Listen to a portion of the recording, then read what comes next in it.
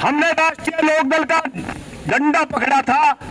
हम आज तक राष्ट्रीय लोकदल में काम कर रहे हैं और राष्ट्रीय लोकदल में ही हमारी आस्था है। हमने आज तक कोई पार्टी नहीं बदली और हमने किसी अन्य का झंडा नहीं उठाया। गठबंधन हुआ तो उसमें सच्चे दिल से काम किया। मैं एक बात कहना चाहता हूं, माननीय एमपी साहब, हमारे क्षेत्रीय अध्यक्ष साहब, हमारे मंत्री जी जो दिल्ली में जाते हैं, दिल्ली में बात करते हैं, दिल्ली से जुड़े हुए हैं, कि हमारे कैबिनेट हमारे मंत्री साहब को, हमारे अध्यक्ष जी को हमारी तरफ से सबकी तरफ से एक सलाह है, एक अनुरोध है, एक विनती है कि वो जो उनका दफ्तर है, कुट्ठी है, उन पर कार्यकर्ताओं को मिलने का समय भी निर्धारित कर दे, जैसे चौधरी अजीत सिंह का था। बहुत लंबा समय हो गया, 4-5 महीने हो गए, 6 महीने हो गए, हमारी पार्टी के राष्ट्रीय अध्यक्ष किसी से मिलने का समय नहीं है, ना मिल रहे हैं। ये बड़ा दुर्भाग्य का विषय है। हो जाता अब गठबंधन है, फर्क नहीं पड़ेगा। चौधरी चरण सिंह भाई, यानी बात पवार साहब आठ ठाक है, नाम ले दूं आपने। चौधरी चरण सिंह, चौधरी अजीत सिंह, चौधरी अजीत सिंह, जय चौधरी जिंदाबाद, जय चौधरी जिंदाबाद, राष्ट्रीय लोकदल जिंदाबाद, राष्ट्रीय लोकदल जिंदाबाद। 36 आदमियों की कमेटी का गठन भी कर दिया है। उन सबको भी मैं बहुत बहुत बधाई देते हुए आप लोगों को ये कहना चाहता हूं कि आपको एससी समाज के लोगों में जाने के लिए चौधरी साहब ने बहुत कुछ दिया है। चौधरी चरण सिंह जी थे, जब पहली बार 67 में प्रदेश के मुख्यमंत्री बने तो उन्होंने अपने मंत्रिमंडल में एससी एसटी के लोगों को जगह दी। आज आप देखते हैं कि एक सीट सिर्फ हमें, एक मंत्रालय मिला, चौधरी साहब ने अनिल कुमार जी को मंत्री बनाकर आप लोगों के बीच में भेजने का काम किया है। कन्विंस कर सकते हैं, ये आपकी जिम्मेदारी बनती है। ये 36 आदमियों की कमेटी बनी है। मैं समझता हूं कि हर विधानसभा में आने वाले, चाहे जिला पंचायत का चुनाव हो, जो भी चुनाव सिंबल पे होने हैं, आपको अपनी जिम्मेदारी निभानी है और पार्टी के जो भी कैंडिडेट होंगे उनके साथ जोड़कर जो है अपने कैंडिडेट को यहाँ से जिताकर भेजने का काम। मैं अपने मुसलमान भाइयों को भी कहना चाहता हूँ, आप बड़े होशियार हैं, आप बहुत समझदार हैं। आपने देखा होगा चौधरी साहब को, जो चौधरी साहब का टाइम रहा था, चाहे वो बड़े चौधरी साहब हो, चौधरी चरण सिंह जी, चाहे अजीत सिंह जी हो, एक राज्यसभा मिली थी महमूद मन्नी साहब को, जो राज्यसभा में भेजने का काम किया था। एक एमएलसी मिली थी कांग्रेस के गठबंधन में, चौधरी मुश्ताक साहब को जो है विधान परिषद में भेजने का काम किया था।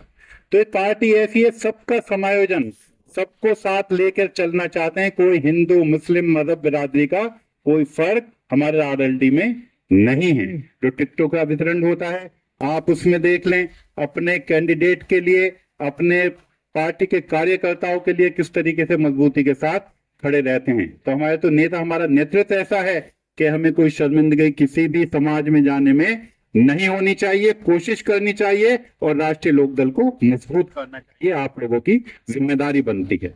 मेरे को नतीजा सिर्फ आप लोगों के प्रेम का नतीजा है, जो लगाव, जो मोहब्बत आपकी थी, उसी का नतीजा। मैं बागपत जैसी महत्वपूर्ण लोकसभा सीट से सांसद हूँ। परम श्रद्धेय स्वर्गीय चौधरी चरण सिंह जी, किसानों के, गरीबों के मसीहा, देश के प्रधानमंत्री, और उनकी कर्म भूमि से मेरे जैसे सामान्य व्यक्ति को टिकट मिलना, ये तो अपने आप में ऐतिहासिक बात है, इतिहास है ये।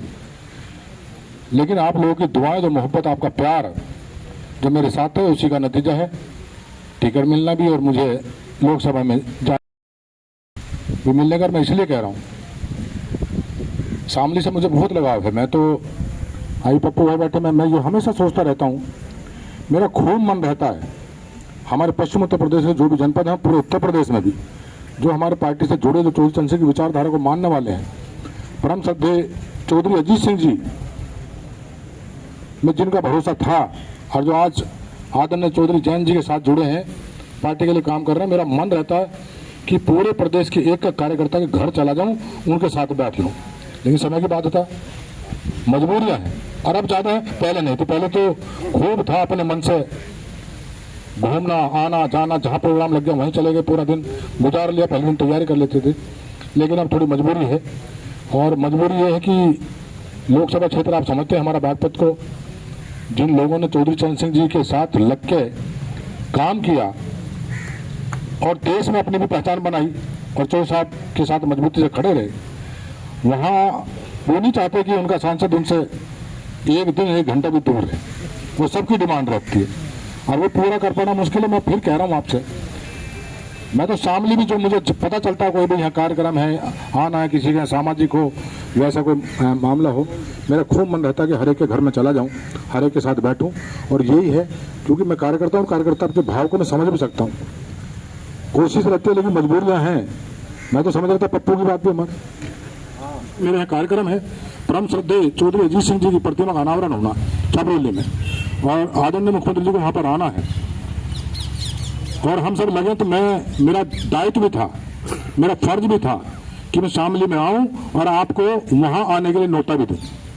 मैं उस चौधरी साहब, मैं सब कितनों की आस्था, मैं आज देखता हूं लोकसभा में जब जाते हैं बहुत सारे मुझे सांसद मिलते हैं, बहुत सांसद मिलते हैं जिन्होंने चौधरी अजीत सिंह जी के साथ काम किया है, जिन्होंने उनके व्यक्तित्व को जाना है। वो सब कहते हैं कि हमने अपने जीवन में, राजनीतिक जीवन में चौधरी अजीत सिंह जैसे व्यक्तित्व को हमने देखा ही नहीं, कोई व्यक्ति दूसरा नहीं था ऐसा जैसा व्यक्तित्व होता। इतने भारी भरकम व्यक्तित्व जहां खड़े हो गए, कोई बात कह दी तो देश के प्रधानमंत्री जी भी, या कोई कितना बड़ा मिनिस्टर हो, कितना बड़ा अधिकारी हो, कोई मंत्रालय हो, उनकी बात को जब सुनते थे तो उस पर विचार करने के लिए बाध्य हो जाते थे, उस काम को कर। उनकी प्रतिमा का अनावरण होना है, प्रसन्न भाई ने बहुत सारी बातें बताई, मैं उधर नहीं जाना चाहता। और अभी वाजिद भाई ने भी कहा, और आशुतोष पवार जी चेयरमैन साहब कह रहे थे कि स्वागत कार्यक्रम होना था। स्वागत कार्यक्रम में मैं आपका बिल्कुल एकदम आपके लिए, आज भी मैं वही कार्यकर्ता, वही साथी हूँ, मेरा वही मन बसता है शामली में। और हमेशा याद रहती है, अभी एक बार एक विषय आया लोकसभा में, मैं आदरणीय रेल मंत्री जी के पास बैठा था और मेरे पास में 2 विचार हमारे क्षेत्र के लोगों ने मेरे सामने रखे, 2 प्रश्न। एक ट्रेन जाती है सहारनपुर से सुबह के समय जो दिल्ली जाती है, और उसमें बहुत लोग जो प्रतिदिन नौकरी पेशा वाले लोग हैं वो उससे जाते हैं, और उसमें भारी भीड़ रहती है। मैंने उनसे आग्रह किया और उन्होंने वो बात स्वीकार भी कर ली। बोले मार्च से हम 4 कोच आपको ट्रेन में शुरू करा देंगे, उसकी प्रक्रिया उतना टाइम लगता है। मेरे वहीं के लोगों ने मुझे कहा कि एक ट्रेन आते कासिमपुर खेड़ी खड़ी हो जाती है और वहीं से फिर वापस चली जाओ, वहीं से वापस चली जाओ। तो उन्होंने तो इसलिए रखा था वो विषय कि जो एलएम तक के लोग थे, क्या वो उनको वहां कासिमपुर खेड़ी पे उतर के फिर बस पकड़ने पड़ते एलएम तक जाने के लिए। मैंने सोची उसको कांधले तक बढ़वा दूं। फिर मैं बैठे बैठे सोचा, मैं चिट्ठी बना भी थी, मैंने कहा कांधले में कोई हो गए तो शामली नजदीक नहीं है, मैं तो शामली तक ही जाने चाहिए, बड़ा स्टेशन है। और वो भी मांग उन्होंने स्वीकार मेरी कर ली, वो ट्रेन भी शामली तक आएगी। अभी हमारी परसों मीटिंग थी, हमने एग्रीकल्चर मिनिस्ट्री के तमाम जो सेक्रेटरी और तमाम लोग हमारे डीजी वगैरह जो उसका हिस्सा के थे सब बुला रखे थे, और हमारी उस कमेटी की मीटिंग में मेंबर वो भी हैं आपकी जो सांसद। मैंने सवाल रखा किसानों को नई तकनीक, जो नई फसलें, नई किस्में तैयार की जा रही है, जो विकसित की जा रही है, उसकी जानकारी किसानों तक नहीं पहुंच पा रही, क्योंकि शामली में भी कृषि विज्ञान नहीं है।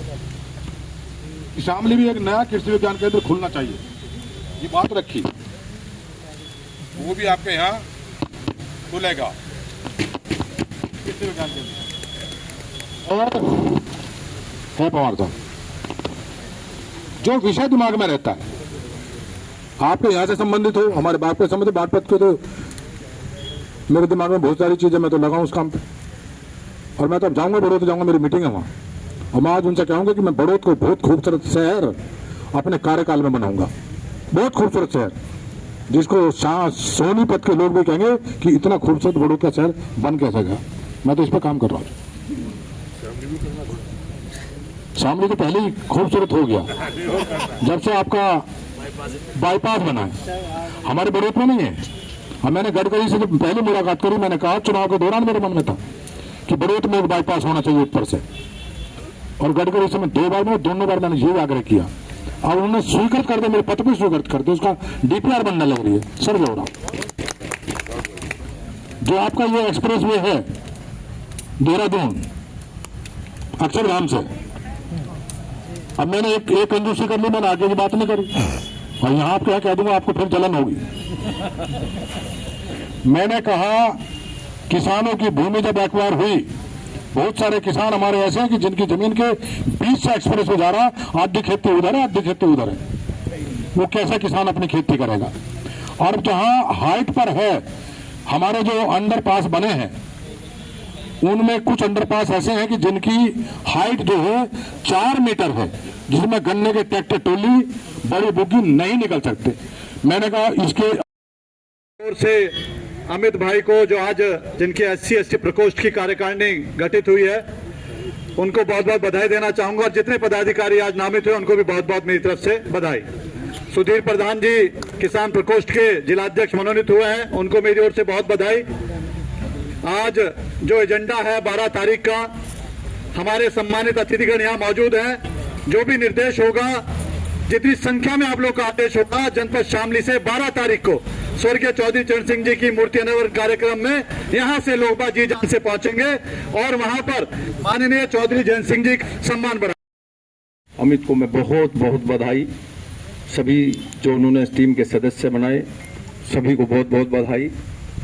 किसान प्रकोष्ठ के जिलाध्यक्ष भाई उनको भी बहुत बहुत बधाई, और शायद टीम तो उन्होंने भी बना ली होगी, पता नहीं, घोषणा यहाँ हुई नहीं। सभी को बहुत बहुत बधाई। दूसरा, आज हमारा मकसद यहाँ एकत्रित होने का ये है कि 12 तारीख को किसान मसीहा उत्तर प्रदेश में और पश्चिमी उत्तर प्रदेश में शायद ये पहली मूर्ति उनकी लग रही है, और जिसका उद्घाटन यशस्वी मुख्यमंत्री और आदरणीय योगी आदित्यनाथ जी और हमारे सभी के दिलों की धड़कन आदरणीय चौधरी जयंत सिंह जी करेंगे। साथियों, मूर्ति का अनावरण हो रहा है, ये इतनी बड़ी बात नहीं है। इससे भी बड़ी बात यह है कि जो स्वर्गीय चौधरी अजीत सिंह जी ने यहां कार्य किए हैं, हम उनको याद कर रहे हैं, उनको श्रद्धांजलि दे रहे हैं। आज जब चौधरी अजीत सिंह जी का नाम आता है तो इस गन्ने की खेती जो यहां लहला रही है, ये सब उनकी देन है। पश्चिमी उत्तर प्रदेश को 50 मील देने की सौगात स्वर्गीय चौधरी अजीत सिंह जी ने की थी। स्वर्गीय चौधरी अजीत सिंह जी ने जब भी किसान बिरादरी पर कोई संकट आया, चाहे उन्हें रात के 12 बजे क्यों ना निकलना पड़ा हो, वोट क्लब का धरना जो चल रहा था उसमें भी स्वर्गीय चौधरी अजीत सिंह जी खड़े होकर सम्मान किसानों को दिलवाया था। डंकल कमीशन एक बार इस देश में आया था, और डंकल कमीशन को लोकसभा में पास करवाने का कुछ दलों का पूरा निर्णय हो चुका था, लेकिन स्वर्गीय चौधरी अजीत सिंह जी एक ऐसे, वैसे सब लोग उत्साहित भी हैं, खुशी की बात है।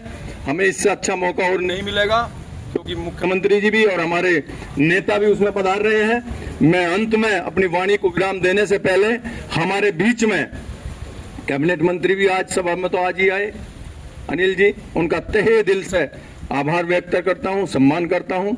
और डॉक्टर राजकुमार सांगवान जी जो कार्यकर्ताओं को पहले से ही संजीवनी देते हैं और आज भी हम सब उनके शुभचिंतक हैं, वो भी हमारे बीच में हैं। मैं उनका तहे दिल से सम्मान करता हूं, स्वागत करता हूं, और ऐसे ही हमारे नेताओं का हमें शामली को इनका आशीर्वाद मिलता रहे। इन्हीं शब्दों के साथ और इस जन्मतिथि भी है, उसी पे उनका अनावरण होना है। अधिक से अधिक संख्या में हम लोगों को जाना है, इस बात के लिए सभी लोगों ने तय भी किया है और सब लोगों ने मन भी बना रखा है कि उसमें अधिक से अधिक लोग हम लोग जाएंगे भी। पूरे पश्चिम उत्तर प्रदेश से राष्ट्रीय लोकदल के तमाम अनुयायी, चौधरी चरण सिंह जी के अनुयायी, उनके अनुयायी, तमाम सब लोग जाएंगे।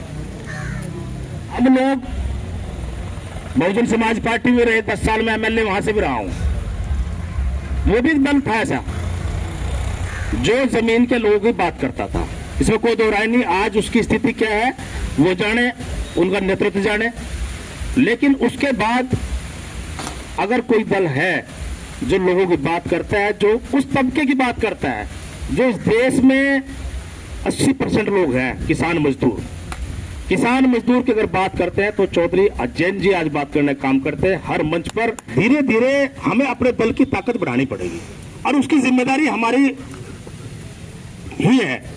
देखो, मेरा यह मानना है किसी भी दल की विचारधारा को जमीन पर उतारने के लिए नेताओं और कार्यकर्ताओं की आवश्यकता होती है, और नेता और कार्यकर्ता ही हैं जो उस बात को, उस विचार को लेकर जमीन पर उतरेंगे, लोगों के बीच में जाएंगे। जब लोगों के बीच में जाएंगे, उस विचारधारा से लोग जुड़ेंगे तो हमारा कारोबार बढ़ेगा। बसों की हम पूरी मंत्री जी भी हैं और हमारे सांसद जी भी आए हैं। पूरा प्रयास ये होगा कि 100 बसें शामली से छपरौली जाएंगी। इसके लिए हम अपना बैठ करके एक कार्यक्रम हम बना लेंगे कैसे कैसे होना है। और मुबारकबाद देता हूँ आज हमारे जो अमित जी हैं, अमित कोरी जी, SC/ST के जिला अध्यक्ष, उनको भी धन्यवाद देता हूँ।